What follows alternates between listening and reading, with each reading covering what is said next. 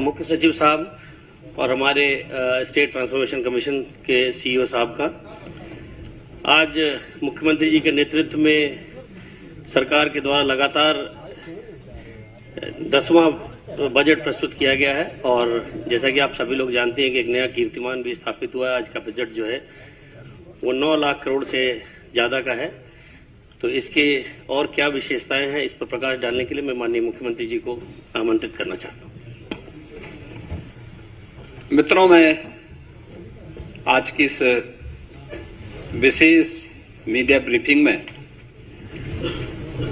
आप सभी का मैं स्वागत करता हूं।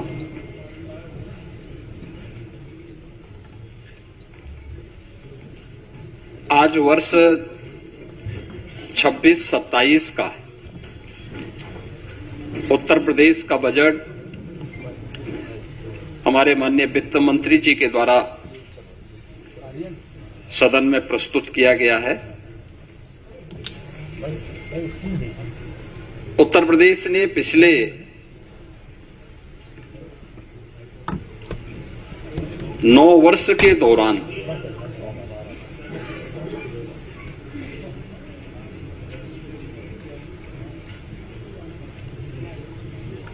अपना परसेप्शन बदलने में जो सफलता प्राप्त की है,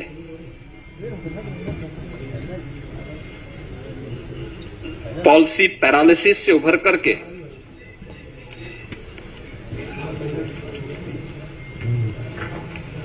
परसेप्शन को बदलकर अनलिमिटेड पोटेंशियल के स्टेट के रूप में यूपी को प्रस्तुत किया है। आज का यह बजट उन्हीं भावों का प्रतिनिधित्व भी करता है।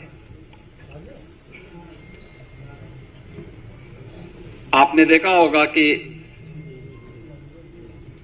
9 वर्ष में 3 गुना से अधिक उत्तर प्रदेश का यह बजट बढ़ा है, यानी 9,12,000 करोड़ रुपए से अधिक का अब उत्तर प्रदेश की सबसे बड़ी आबादी का यह बजट आज उत्तर प्रदेश के विधानमंडल में प्रस्तुत हुआ है। और अगर बजट की मैं थीम कहूं तो यह सुरक्षित नारी, सक्षम युवा, खुशहाल किसान और रात को काम, तकनीकी निवेश से समृद्ध होता उत्तर प्रदेश के लिए समर्पित यह बजट की जो हाइलाइट्स हैं, जो आपने देखा है, इसमें 43,565 करोड़ रुपए से अधिक की धनराशि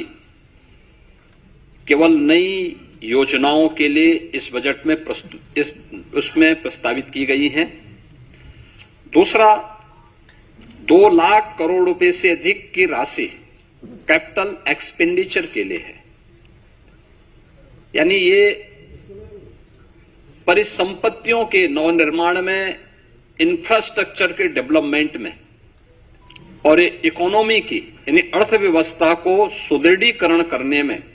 इसकी बड़ी भूमिका होती है और यहीं से रोजगार का सृजन भी होता है। ये रोजगार सृजन में भी एक बड़ी भूमिका का निर्वहन करता है। ये बजट का मुख्य हाइलाइट्स है। आपने इस चीज को बजट में देखा होगा। बजट भाषण जब वित्त मंत्री जी पढ़ रहे थे तो उस समय भी आपने इस बात को गौर किया होगा कि बजट में जो हमारी एफआरबीएम की सीमा है, यानी पिछले 9 वर्ष में ये हमारी सरकार का 10वां बजट है और पहली बार हुआ है जब किसी मुख्यमंत्री को 10वां बजट प्रस्तुत करने का अवसर प्राप्त हुआ है यूपी जैसे राज्य में। इससे पहले कभी नहीं हुआ। दूसरा है कि इन 9 वर्षों में एक भी टैक्स नहीं लगाया गया। तीसरा है, यूपी के अंदर जो भी कर चोरी थी, लीकेजेस थे, इन सबको रोक करके कुशल वित्तीय प्रबंधन के माध्यम से बीमारू राज्य से उत्तर प्रदेश को भारत की अर्थव्यवस्था का एक ब्रेक थ्रू के रूप में प्रस्तुत करते हुए रेवेन्यू सरप्लस स्टेट के रूप में प्रस्तुत करने में सफलता प्राप्त हुई है। 2017 में जिस राज्य में ऋणग्रस्तता थी और वह उसकी 30% से अधिक थी, उसे घटा करके हम लोगों ने अगले ही 2-3 वर्षों के अंदर 27% में लाने में सफलता प्राप्त की थी। लेकिन 3 वर्ष का जो कोविड कालखंड था, इसके कारण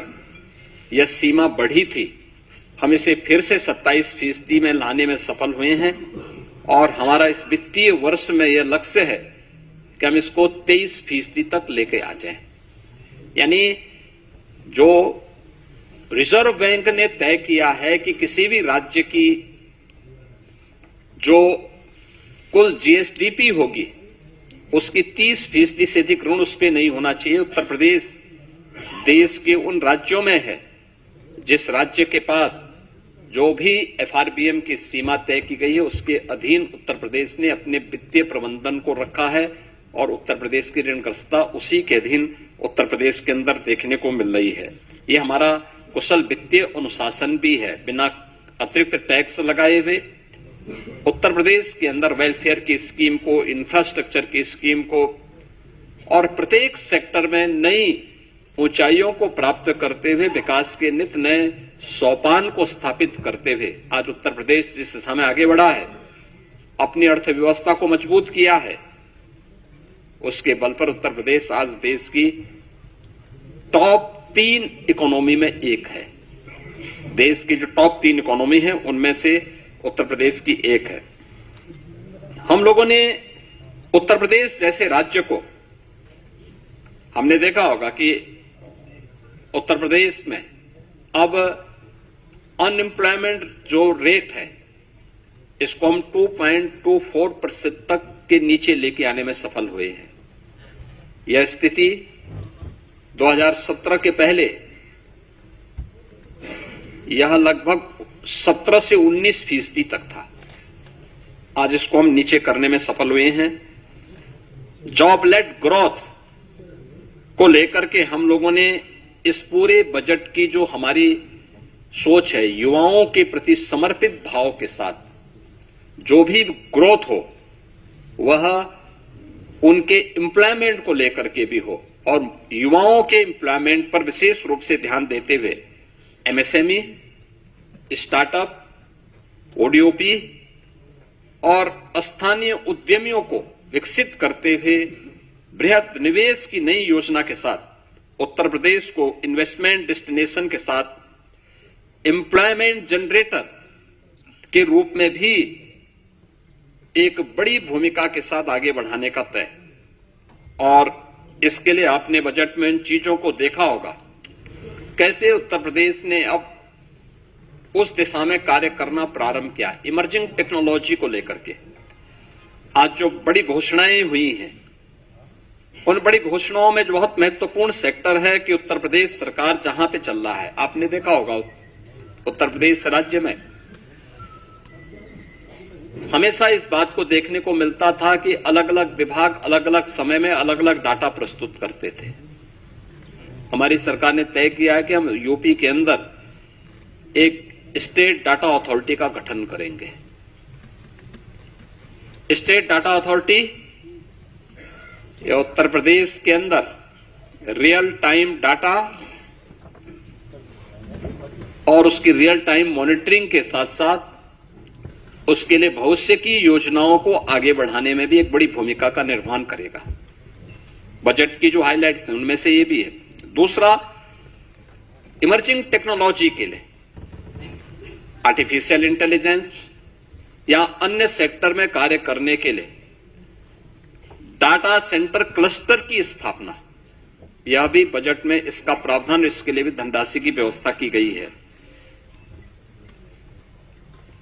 मेडटेक और डीपटेक के लिए EI मिशन की घोषणा, यह भी इस बजट के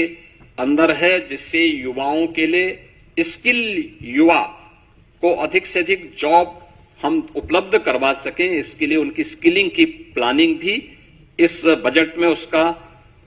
महिला उद्यमी उत्पाद और विपणन केंद्र के रूप में उसे विकसित करना, सी मार्ट के रूप में लोकल स्तर पर SHGs के माध्यम से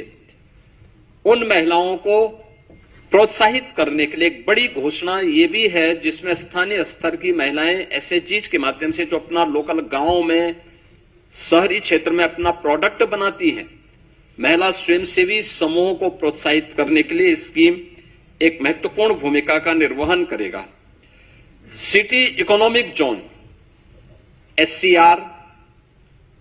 Kashi Mirzapur economic zone, Prayagraj Chitrakoot economic zone, Kanpur Jhansi economic zone, ये क्लस्टर डेवलप करने की एक नई कार्रवाई को आगे बढ़ाने के लिए भी बजट में प्रावधान किया गया है। और ईज ऑफ डूइंग बिजनेस के बाद जन विश्वास सिद्धांत, देखिए बहुत महत्वपूर्ण बात है यह जन विश्वास सिद्धांत, ईज ऑफ डूइंग बिजनेस। हम 17 में जब आए थे, यूपी का ईज ऑफ डूइंग बिजनेस में जो रैंकिंग थी वह लगभग 13-14 पे रैंकिंग थी हमारी। हम लोगों ने पहले 3 वर्ष के अंदर इसको नंबर 2 पर लाने में सफलता प्राप्त की। फिर यूपी ने चीफ अचीवर स्टेट के रूप में अपने आप को स्थापित किया। अब हम जन विश्वास सिद्धांत के रूप में निवेश करने वाले निवेशक को सिंगल विंडो सचमुच दिखाई दे, इसके लिए उन सभी चीजों में रिलैक्स करना, रजिस्ट्रेशन, लाइसेंसिंग आदि की कार्रवाई को अधिक सरल और सहज बनाने के लिए हमें इस दिशा में आगे कार्य कर, इस दिशा में इसको अब लागू करने की दिशा में यूपी आगे बढ़ा है। प्रदेश में डिजिटल एंटरप्रेन्योरशिप योजना, इस स्कीम को भी यूपी ने आगे बढ़ाने की दिशा में इस बजट में इस पर कार्य किया है। लेकिन इन सभी पर हमें सफलता तब मिली है जब प्रदेश के अंदर उस प्रकार के वातावरण को बनाने में हमें सफलता प्राप्त हुई। खासतौर पर उसके लिए प्रयास किए गए रूल ऑफ लॉ, यही रियल ग्रोथ है, यही उसकी गारंटी है। यानी rule of law real growth की गारंटी है। हर व्यक्ति सुरक्षा की गारंटी चाहता है और वह गारंटी आज यूपी दे रहा है। सुरक्षा है, स्मार्ट पुलिसिंग है और त्वरित न्याय व्यवस्था, यह नागरिकों को भी और निवेशकों को भी, दोनों को सुरक्षित और एक भरोसेमंद वातावरण देने में एक बड़ी भूमिका का निर्वहन करता है। इससे प्रदेश में एम्प्लॉयमेंट क्रिएट हुआ है दोनों स्तर पर। अब कोई सोच सकता था यूपी में 50 लाख करोड़ रुपए से अधिक का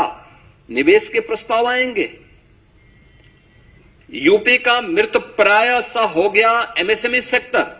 फिर से ग्रोथ करके 3 करोड़ से अधिक नौजवानों के लिए नौकरी और रोजगार की संभावनाओं को विकसित करेगा। आज ये यूपी में संभव हो रहा है, आज ये यूपी में दिखाई दे रहा है, यूपी में हुआ है। और उसी दिशा में ये बजट इमर्जिंग टेक्नोलॉजी को फोकस करते हुए आज यहां पे प्रस्तुत किया गया है। इस बजट में कुछ अन्य सेक्टर को भी छुआ गया। अन्नदाता किसान, अन्नदाता किसान भारत जैसे कृषि प्रधान देश की अर्थव्यवस्था और उसके विकास की धुरी है। हमारा यह मानना है कि अन्नदाता किसान, यह अन्नदाता केवल लाभार्थी नहीं है, यह विकास का भागीदार है। अब अन्नदाता से उसे उद्यमी बनाने की दिशा में नए प्रयास क्या हो सकते हैं? इस दिशा में एक नए प्रयास इस विकास की यात्रा में प्रदेश का अन्नदाता भी सक्रिय साझेदार बने,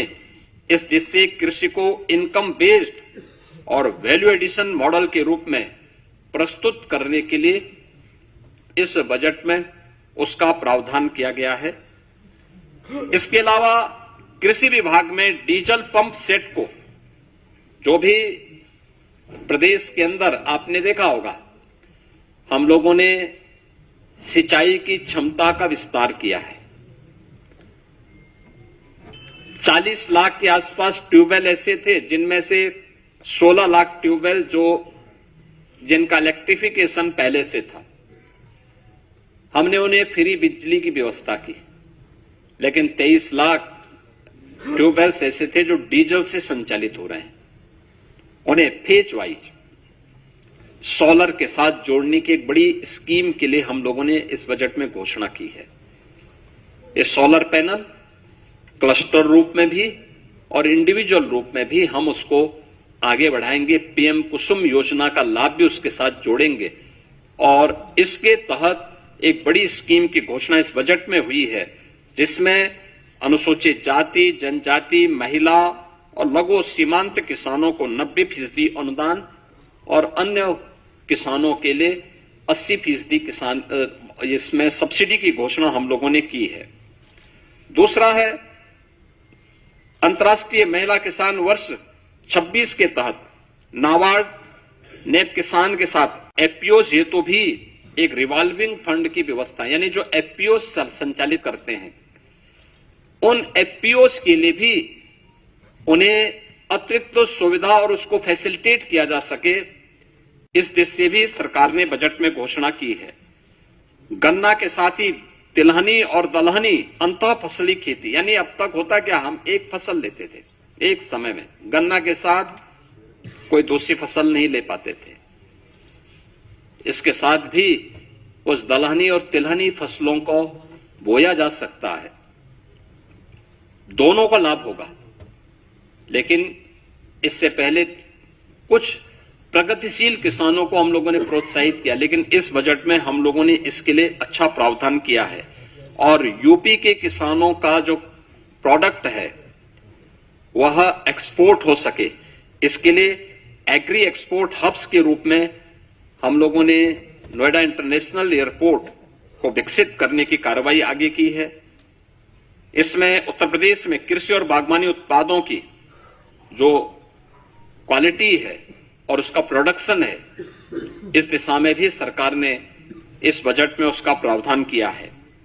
वर्ल्ड बैंक के साथ हम लोग मिलकर के UP agrees platform, UP agrees के कार्यक्रम को आगे बढ़ा रहे हैं। हम लोगों ने इसके विस्तार की व्यवस्था भी की है और इसको एआई टूल्स के साथ जोड़ने की, यानी आर्टिफिशियल इंटेलिजेंस का उपयोग यहां पे कैसे हम कर सकते हैं, इसके बारे में भी एक बड़ी घोषणा इसमें की गई है। विश्व की सबसे बड़ी अन्न भंडारण योजना, इसमें उत्तर प्रदेश में इस बार हम लोगों ने बजट में 2 लाख मीट्रिक टन अतिरिक्त खाद्यान्न भंडारण की क्षमता विकसित करने का टारगेट भी तय किया है।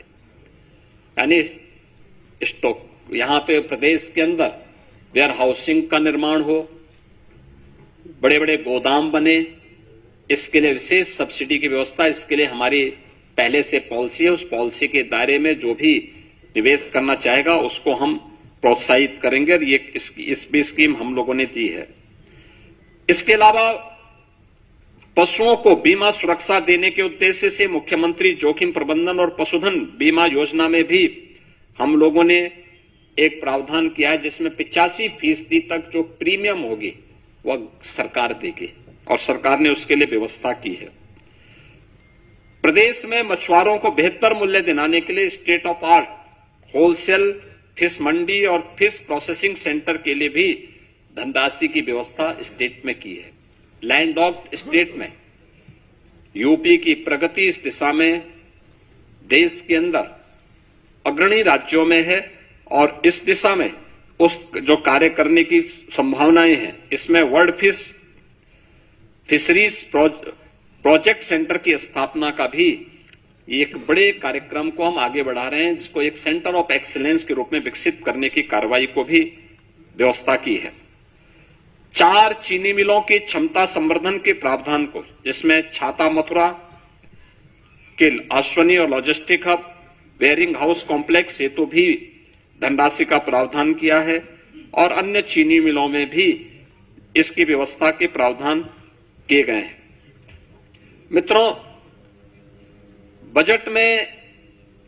अलग अलग विभागों के लिए सभी बजट प्रावधान में काफी वृद्धि की गई है। खासतौर पर जो बजट के प्रावधान हुए हैं, इसमें हमारा अवस्थापना और औद्योगिक विकास के लिए भी इसमें काफी वृद्धि हुई है। आगरा लखनऊ से हरदोई फर्रुखाबाद गंगा एक्सप्रेस वे की कनेक्टिविटी के लिए धनराशि की व्यवस्था की गई है।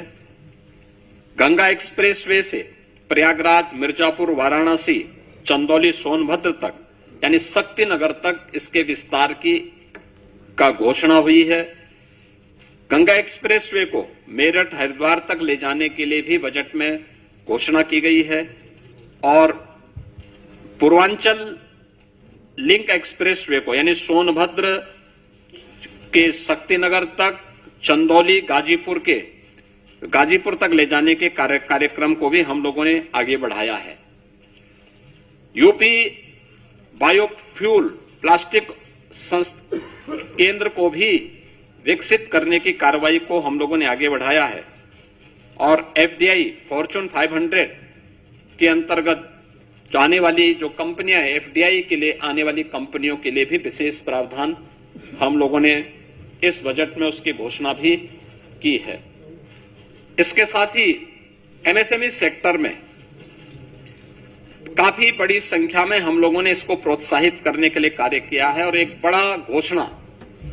हर जिले में स्किल डेवलपमेंट के एक बड़े केंद्र को, जहां से हम हब एंड स्पोक मॉडल पर उस कार्यक्रम को आगे बढ़ा सकते हैं। इसके तहत सरदार वल्लभ भाई पटेल एम्प्लॉयमेंट जोन, इसके लिए भी प्रावधान की घोषणा की है, जिसमें 50 एकड़ से लेकर के 100 एकड़ क्षेत्रफल के एक बड़े क्लस्टर में स्किल डेवलपमेंट कार्यक्रम के साथ ही अन्य कार्यक्रमों को भी लागू करने का एक विशेष कार्यक्रम किया गया है।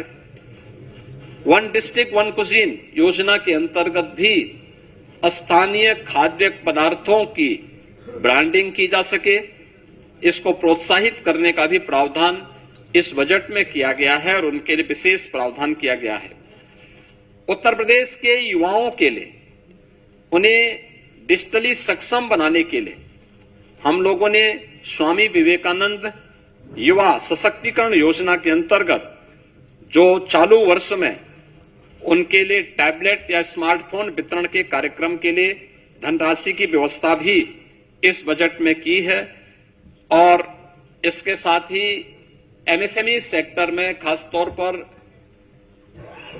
जो पुराने कंबल कारखाने थे, उन कंबल कारखानों को आधुनिकीकरण करने की दिशा में, क्योंकि हर वर्ष हम लोगों को, गरीबों को कंबल वितरण करने के लिए अतिरिक्त प्रावधान करने पड़ते हैं, उसके लिए भी हम लोगों ने इस बजट में इसका प्रस्ताव किया है। आईटी एंड इलेक्ट्रॉनिक्स सेक्टर के लिए विशेष, जिसमें उत्तर प्रदेश एआई मिशन की व्यवस्था, AI centre of excellence, India AI data labs की स्थापना, साइबर फ्रॉड को रोकने के लिए साइबर सिक्योरिटी ऑपरेशन सेंटर की स्थापना का भी विशेष प्रावधान इस बजट में हम लोगों ने यहां पर किया है। और जो मैंने पहले भी कहा है कि जो डाटा सेंटर की मांग को देखते हुए इसमें काफी बड़े विस्तार को आगे हमने इसका विस्तार किया है। प्रदेश में कई डाटा सेंटर की वर्तमान में स्थापना हो रही है, लेकिन इनका डाटा सेंटर क्लस्टर की स्थापना हो जो एआई के लिए आवश्यक है, उस दिशा में आज सरकार ने इसकी भी घोषणा की और उसके लिए बजट की घोषणा की है। और डाटा सेंटर क्लस्टर की इस नई योजना से भी हम लोग कार्यक्रम को आगे बढ़ा रहे हैं। उत्तर प्रदेश ने शिक्षा के क्षेत्र में कुछ मॉडल दिए थे, खासतौर पर ऑपरेशन कायाकल्प हो या फिर उन बच्चों के लिए जो निराश्रित थे या निर्माण श्रमिकों के बच्चे थे, उनके लिए अटल आवासीय विद्यालय के मॉडल दिए थे। अटल आवासीय विद्यालय के इंफ्रास्ट्रक्चर को ध्यान में रखते हुए उसी तर्ज पर बेसिक शिक्षा परिषद में हम लोगों ने व्यवस्था की है कि सीएम कंपोजिट विद्यालय की स्थापना, यह हर जनपद में 2-2 विद्यालयों के लिए हम लोगों ने धनराशि का प्रावधान भी इस बजट में सभी 75 जनपदों के लिए किया है। इसके अलावा प्रदेश के अंदर कस्तूरबा गांधी विद्यालयों, अभी बहुत कुछ हमारे विकासखंड ऐसे थे जहां पे कस्तूरबा गांधी विद्यालय नहीं थे या कस्तूरबा गांधी विद्यालय की मांग हो रही थी, वहां पे उनके विस्तार के कार्यक्रम को हम लोगों ने एक व्यवस्था की है। और प्रदेश के जो हमारे प्रसिद्ध स्कूल हैं, माध्यमिक स्कूल हैं, इसके अलावा उच्च शिक्षण संस्थानों के लिए भी, उनके शिक्षणोत्तर कर्मचारियों के लिए भी, वहां पे जो मानदेय पे शिक्षक हैं इनके लिए भी हम लोगों ने कैशलेस यानी आयुष्मान भारत की तर्ज पर कैशलेस उपचार की व्यवस्था के लिए धनराशि की व्यवस्था भी इसमें की है। सभी प्रकार के शिक्षकों को इसके साथ हम लोगों ने जोड़ा हुआ है, ये सभी चीजें की हैं। आर्टिफिशियल इंटेलिजेंस का उपयोग माध्यमिक स्तर से ही हम करना प्रारंभ करेंगे, इसके लिए धनराशि की व्यवस्था की है। बालिकाओं के लिए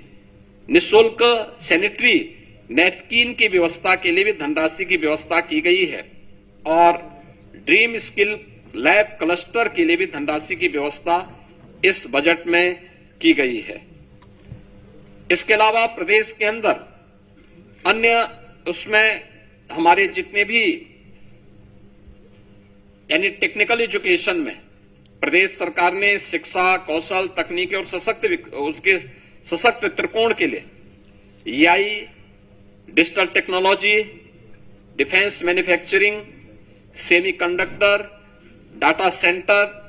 डाटा साइंस जैसे उभरते क्षेत्रों में भी हम लोगों ने इसको और अधिक प्रतिस्पर्धी बनाने की दिशा में इसको भी, इसका प्रावधान भी इस बजट में हम लोगों ने टेक्निकल एजुकेशन की दिशा से प्रारंभ किया है। उत्तर प्रदेश सरकार स्टेम यानी science, technology, engineering and maths, इसको बढ़ावा देने के लिए प्रदेश सरकार ने स्टेम EI मिशन, राजकीय पॉलिटेक्निक संस्थान और टेक्निकल इंस्टीट्यूशन के साथ हम इसको जोड़ने के एक बड़े कार्यक्रम के साथ आगे बढ़े हैं, जिसमें EI enabled lab, skill development के साथ इसको जोड़ने का कार्यक्रम और EI से जुड़ी हुई जो सामग्री है वह स्थानीय भाषा में यानी हिंदी में भी उपलब्ध हो सके, इसके लिए कार्य हो रहा है। इसके साथ ही इस दिशा में नॉलेज पार्टनर के रूप डीप टेक के लिए प्रदेश के अंदर IIT कानपुर, IIT BHO और अन्य संस्थानों को भी हम लोगों ने इसके साथ जोड़ने के एक बड़े कार्यक्रम के लिए भी धनराशि की व्यवस्था यहां पर हम लोगों ने इस बजट में इसकी घोषणा की है। प्रदेश में महिलाओं की सुरक्षा, उनके स्वावलंबन और उनके सम्मान से जुड़ी हुई कार्यक्रम को भी हम लोगों ने E-क्यूब के रूप में एम्प्लॉयमेंट, एंटरप्राइज और एक्सीलेंस की यात्रा को जोड़ते हुए पिछले 9 वर्ष में महिला श्रम बल उत्तर प्रदेश के अंदर 13% से बढ़कर के 36% हुआ है। इसको और अधिक बढ़ाने की दिशा में उत्तर प्रदेश सरकार ने एक विशेष महिला उद्यमी उत्पाद विपणन योजना, इसके लिए धनराशि की व्यवस्था की है, जो अभी यूनियन बजट में C-मार्ट की तर्ज पर कार्य करेगा। इसके अलावा महिला उद्यमी क्रेडिट कार्ड की योजना भी घोषित की गई है, जिसमें महिलाओं की आय बढ़ाने, लखपति दीदी के लक्ष्य को आगे बढ़ाने, ब्याज मुक्त पूंजी उपलब्ध कराने हेतु यानी उन्हें छोटी छोटी योजनाओं के लिए ब्याज पर किसी बैंक से या किसी ऐसे व्यक्ति से उनको ब्याज न लेना पड़े जहां वह कर्ज के नीचे दबे, उसे ब्याज मुक्त ऋण की सुविधा उपलब्ध हो सके, इसके लिए धनराशि की व्यवस्था की गई है। और कामकाजी महिलाओं के लिए हम लोग हर जनपद स्तर पर उनके लिए श्रमजीवी महिला छात्रावास का विकास का निर्माण कर सकें, इस दिशा में भी धनराशि की व्यवस्था की गई है। युवाओं के लिए एक अन्य प्रावधान इस बजट में किया गया है जो अत्यंत महत्वपूर्ण है, और वह है one commissionery, one divisional headquarter, one sports college. यानी 18 कमिश्नरी हेडक्वार्टर हैं उत्तर प्रदेश के अंदर, हर एक में एक स्पोर्ट्स कॉलेज भी होगा। उत्तर प्रदेश सरकार पहले से ही हॉकी के जादूगर मेजर ध्यानचंद जी के नाम पर हम लोग मेरठ में स्पोर्ट्स यूनिवर्सिटी का निर्माण कर रहे हैं, जो अप्रैल मई तक बनकर के तैयार हो जाएगा। उसमें सत्र प्रारंभ हो चुके हैं। अब उत्तर प्रदेश ने 2030 के अहमदाबाद कॉमनवेल्थ गेम्स और 2036 के ओलंपिक की भारत की प्रस्तावित दावेदारी को ध्यान में रखते हुए उत्तर प्रदेश का युवा अच्छी संख्या में इन आयोजनों में भागीदार बन सके, इसके लिए 18 कमिश्नरी हेडक्वार्टर पर यानी डिविजनल हेडक्वार्टर पर हम लोग एक एक स्पोर्ट्स कॉलेज की स्थापना करने के साथ ही उन्हें एक स्पेसिफिक स्पोर्ट्स के लिए सेंटर ऑफ एक्सीलेंस के रूप में विकसित करने की दिशा में भी कार्य कर रहे हैं। इसके लिए हम लोगों ने धनराशि की व्यवस्था इस बजट में भी इसकी व्यवस्था की है। बाकी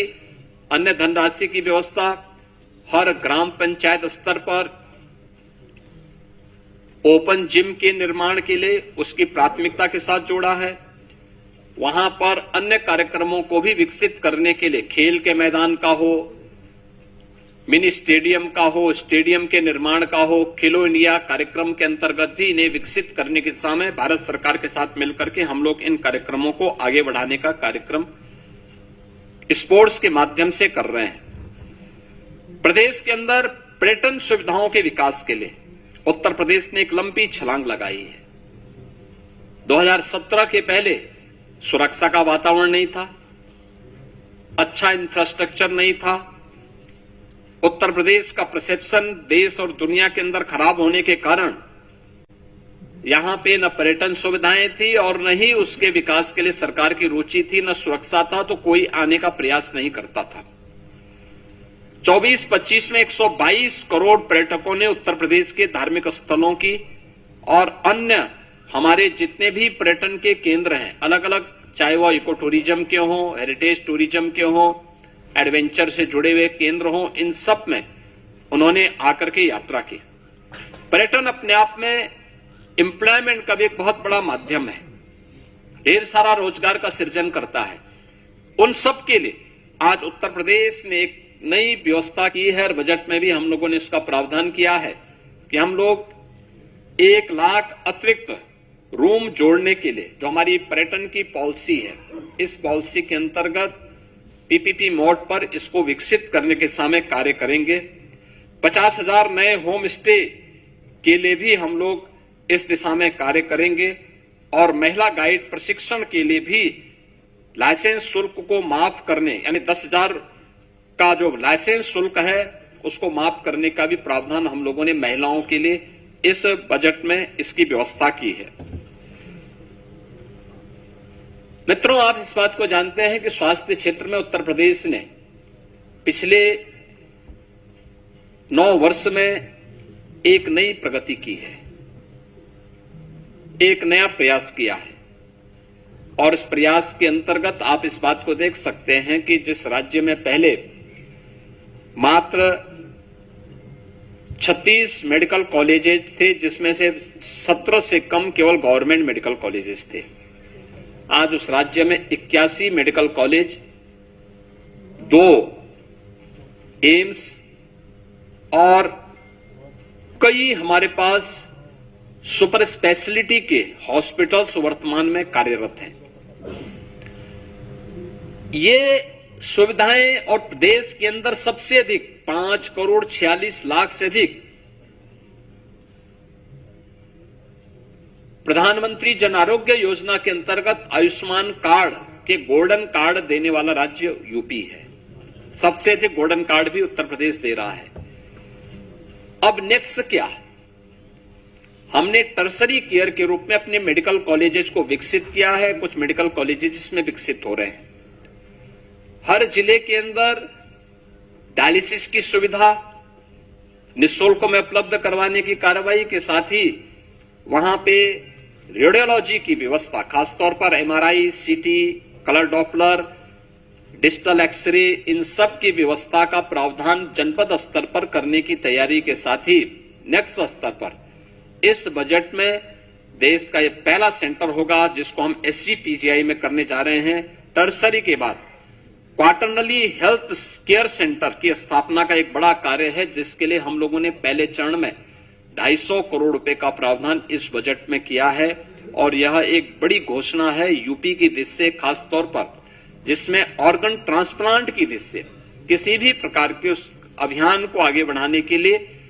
यह बहुत बड़ा सेंटर SCPGI इस कार्यक्रम को लेकर के आगे बढ़ाएगा। इसके साथ ही प्रदेश ने उन जनपदों में, जिन जनपदों में हमारे डिस्ट्रिक्ट हॉस्पिटल को हम लोगों ने मेडिकल कॉलेजेस के साथ संबद्ध किया है, वहां पे डिस्ट्रिक्ट हॉस्पिटल के कार्यक्रम को बनाने की एक प्रक्रिया तेजी के साथ आगे बढ़ सके, ये इसके लिए धनराशि की व्यवस्था की है। राष्ट्रीय वन हेल्थ मिशन के अंतर्गत राज्य वन हेल्थ मिशन के लिए भी धनराशि की व्यवस्था इसमें की है और जो हमारे मेडिकल कॉलेजेज हैं उन मेडिकल कॉलेजेज में छात्रावास का निर्माण हो सके, इसके लिए भी हम लोगों ने अतिरिक्त धनराशि की व्यवस्था की है। इसके अलावा प्रदेश के अंदर रोड सेफ्टी की दृष्टि से रोड सेफ्टी के लिए आवश्यक प्रावधान करने के साथ साथ अगर कोई दुर्घटना होती है, रोड एक्सीडेंट होता है या कोई आपदा आती है, उन स्थितियों में ट्रॉमा हमारा उतना ही सशक्त हो, इसके लिए ट्रॉमा के लिए भी नए ट्रॉमा सेंटर विकसित करने के लिए भी धनराशि की व्यवस्था सरकार ने इस बजट में इसके लिए की है। और प्रदेश के अंदर मेडिकल के सेक्टर में भी, हेल्थ सेक्टर में भी मिडटेक की स्थापना हो, इसमें AI, रोबोटिक आदि की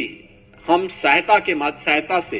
प्रदेश के दूर दराज के क्षेत्रों में भी सुविधा उपलब्ध करवा सकते हैं, नए जनपदों में उपलब्ध करवा सके। इसके लिए वर्तमान में हमारे 2 सेंटर ऑफ एक्सीलेंस, एक SCPGI लखनऊ में और दूसरा IIT कानपुर के साथ मिलकर के राज्य सरकार इसके लिए धनराशि की व्यवस्था की है और इसमें कार्य हमारा चल रहा है। हमने इसमें धनराशि की व्यवस्था भी की है। प्रदेश सरकार ने उच्च शिक्षा में बेटियों के लिए, खासतौर पर जो हमारी मेरिटोरियस छात्राएं हैं, उन बालिकाओं के लिए स्कूटी देने के कार्यक्रम के लिए भी धनराशि की व्यवस्था इस बजट में की है, जो बेटियों को सुगम यातायात के लिए और उस व्यवस्था को और सुगम बनाने में सरकार, यानी स्मार्टफोन, जो आपका जो है टैबलेट के साथ, स्मार्टफोन के साथ या स्मार्टफोन के साथ ये व्यवस्था अतिरिक्त उनके लिए वहां पे उपलब्ध करवाई जा रही है। इसके अलावा प्रदेश के अंदर हम लोगों ने दिव्यांगजन कल्याण के अंतर्गत स्कूल में या कोई ट्रेनिंग ले रही दिव्यांग छात्रा के लिए ट्राईसाइकिल यानी मोटराइज ट्राईसाइकिल उपलब्ध करवाने के लिए भी एक व्यवस्था की है। प्रदेश के अंदर DDRC की स्थापना हो, दिव्यांग जनों के लिए उनके नजदीक के सेंटर में ही कृत्रिम अंग उपकरण वितरण के लिए स्क्रीनिंग और उपकरण वितरण हो सके, उनको ये सुविधा उपलब्ध हो सके, इसके लिए बजट में इसका प्रावधान किया गया है। 3 से 7 वर्ष के दिव्यांग बच्चों के लिए शिक्षण प्रशिक्षण के लिए डे केयर सेंटर की स्थापना के लिए भी धनराशि की व्यवस्था की गई है। और अन्य जनपदों की दृष्टि से, खासतौर पर कुछ जनपद हैं अयोध्या, मथुरा, झांसी, मुजफ्फरनगर, देवरिया, जौनपुर, जहां पे समेकित विशेष माध्यमिक विद्यालयों के स्थित दिव्यांग जनों के लिए विद्यालय होते हैं, इसके निर्माण की कार्रवाई को भी इसमें हमने इसकी व्यवस्था इसके साथ की है। प्रदेश के अंदर यानी ये इस दिव्यांग बच्चों के प्रशिक्षण के लिए भी अन्य 9 जनपदों में भी, गोरखपुर, वाराणसी, प्रयागराज, अयोध्या, लखनऊ, बरेली, झांसी, मेरठ और आगरा में यहां पे विशेष जो दिव्यांगजन बच्चे 3 वर्ष से लेकर 7 वर्ष तक के बच्चे, उनके प्रशिक्षण और उनके शिक्षण के लिए विशेष एक प्रावधान इसमें भी किया गया है।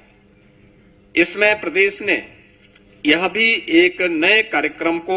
आगे बढ़ाने का कार्य किया है। मित्रों, जो मैंने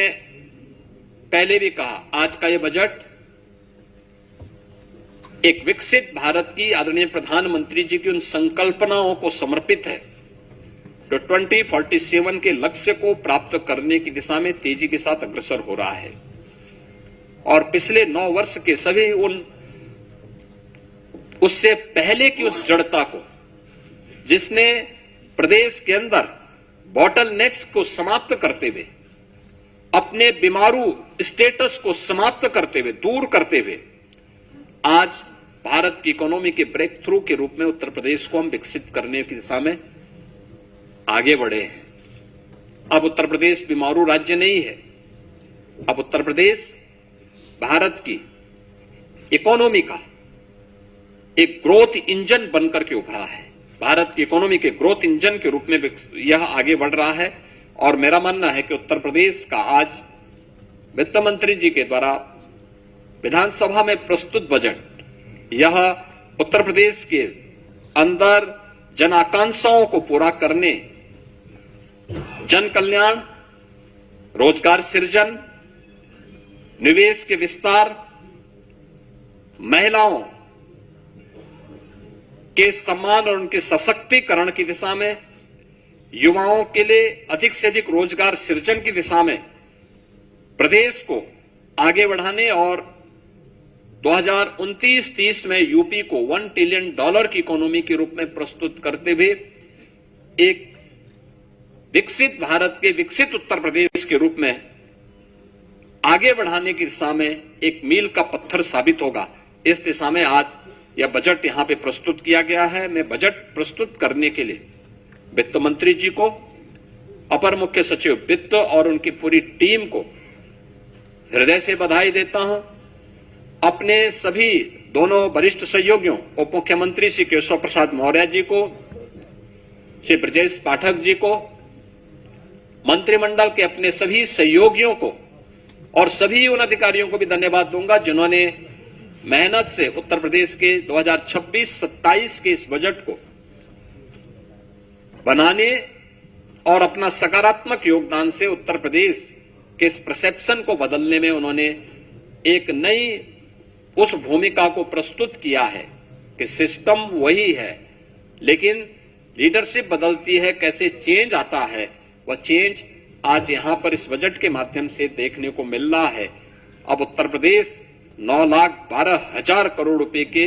अपने इस बजट को प्रस्तुत करते हुए गौरवान्वित महसूस कर रहा है। मैं इसके लिए पूरे प्रदेश वासियों को हृदय से बधाई देता हूं, अपनी मंगल में शुभकामनाएं देता हूं और वित्त मंत्री जी और उनकी पूरी टीम को इस दूरदर्शी जन आकांक्षाओं की पूर्ति करने वाले युवा, महिला, अन्नदाता और गरीब को ध्यान में रख करके बनाए जाने वाले इस बजट के लिए बहुत बहुत बधाई देता हूं, अपनी मंगल में शुभकामनाएं देता हूं। धन्यवाद। मुख्यमंत्री जी उत्तर प्रदेश में असाध्य रोगों से हर वर्ष लाखों लोगों की मौत होती है। हालांकि आप अपनी झोली खोल देते हैं, लेकिन क्या बजट में ऐसा कोई प्रावधान होना चाहिए ताकि तकरीबन 20,000 या 10,000 करोड़ रुपए उन असाध्य रोगों के इलाज के लिए खर्च किए जाएं? हालांकि मेडिकल का बजट आपने देखिए पहले से व्यवस्था है,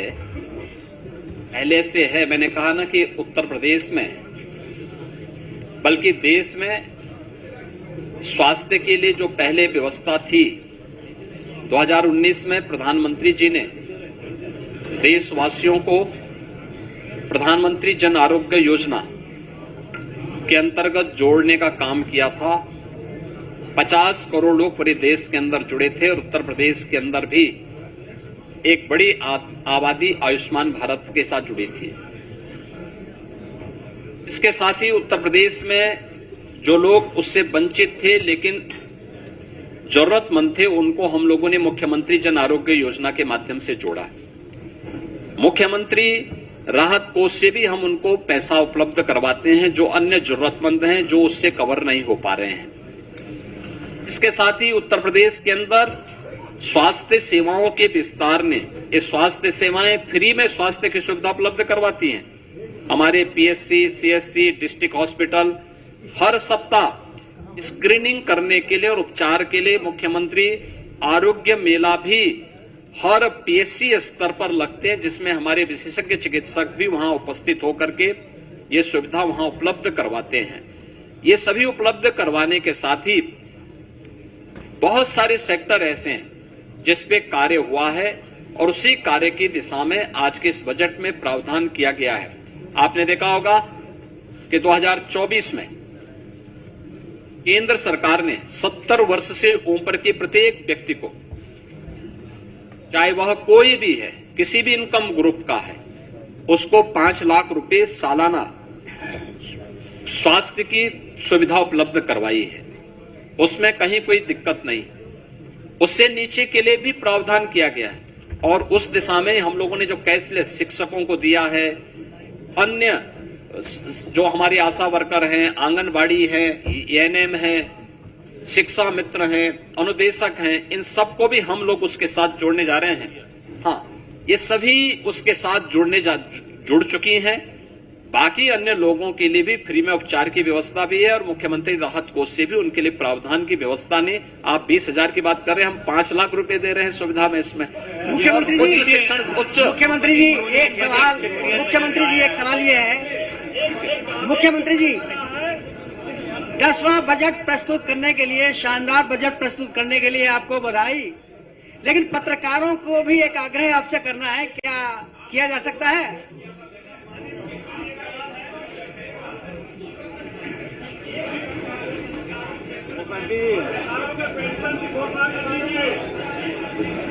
ये अपने बैठ गई बात।